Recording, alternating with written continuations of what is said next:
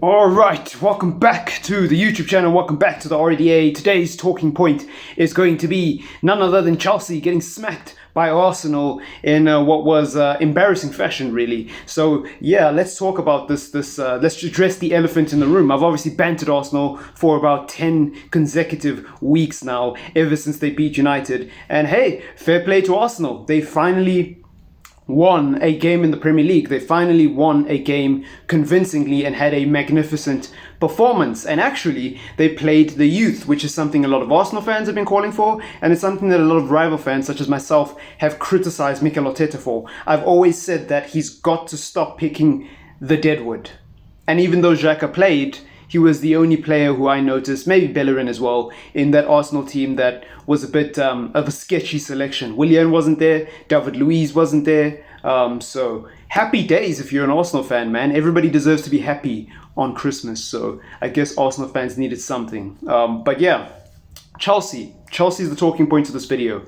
What do I think of Chelsea Football Club? They're a very, very confusing team this season, Chelsea, because they've got a manager at the helm who had no proven track record of being a consistent winner at the highest level before his appointment at Chelsea. So that on its own is very confusing. The amount of money they've spent in this window, coupled with their inconsistency and the amount of bad performances. Even the 3-0 or 3-1 win against West Ham, or whatever it was, a lot of Chelsea fans, including a close friend of mine, said that it was not a good performance. And now, I'll admit, I think Chelsea fans were being a little bit dramatic, but I don't watch Chelsea every game. My heart doesn't ache when Chelsea lose, so I don't know what it feels like to be a Chelsea fan. So, I'm just going to have to take their word for it, because that London derby was absolutely awful. It was absolutely awful. Chelsea had, I don't know, something insane like 34 crosses, but Tammy Abraham was their striker. Why didn't they bring Giroud on? Why is Werner playing on the left wing? Why is Havertz not playing in the 10?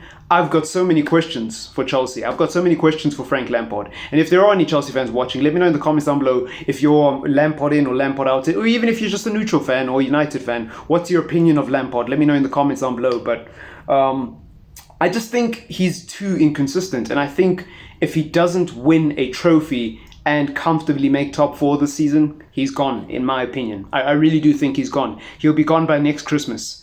And I don't see this team winning a title. I never saw this team winning a title. A lot of people said they would win the title this season after their magnificent transfer window.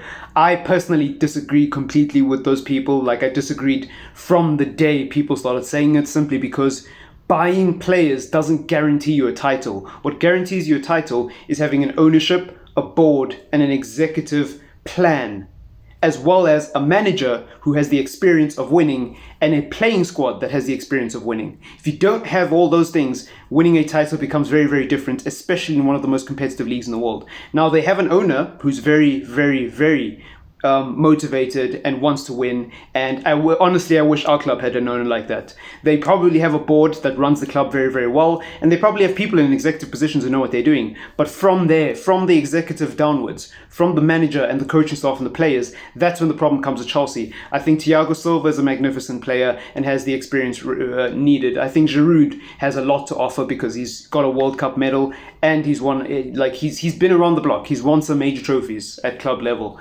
But beyond those two players, beyond them and Azpilicueta, there isn't much in that Chelsea team to draw on and to say, okay, we've got 4 or 5 players or 6 players here who are proven winners and will guarantee us success if we can keep them fit. N'Golo Kante is magnificent, but he's also had issues playing out of position under Lampard. So there's a lot of red flags with this Chelsea team. There's massive, massive red flags. Where do I think they will end the season? I think they still will make top 4 comfortably. I really, really do. I just think that if they don't win a major trophy, it's a terrible season, in my opinion. And I think their performances in the last 5 are very, very worrying. I would be on edge if I was a Chelsea fan. I would be on edge. I wouldn't be completely writing him off as a manager, but I would definitely be on edge. Because when you compare the parallels between Lampard and Ole Gunnar Solskjaer, the difference between Lampard and Ole Gunnar Solskjaer is Lampard actually got backed, fam. Backed like he's playing manager mode, fam. Like he got that financial takeover setting. Ole Gunnar Solskjaer did not get his priority signing, which was Jadon Sancho. Ole Gunnar Solskjaer did not get a centre-back. He wanted Upamecano. Ole Gunnar Solskjaer did not get his midfield priority, which was Jack Grealish. Instead, he got Donny van der Beek, who's a great player, but he didn't want him, he got Edison Cavani, great player, but he didn't want him. It doesn't help getting players that are classed as great players or good if you do not want them and they do not fit the profile of what you personally want for your system. Whereas with Lampard, he got absolutely backed in the summer, and there's evidence to suggest that Chelsea's team wasn't actually that bad even during the transfer ban. Sorry, I think they had a good squad. So when you combine all of these factors, I think that's the difference between Lampard and Ole.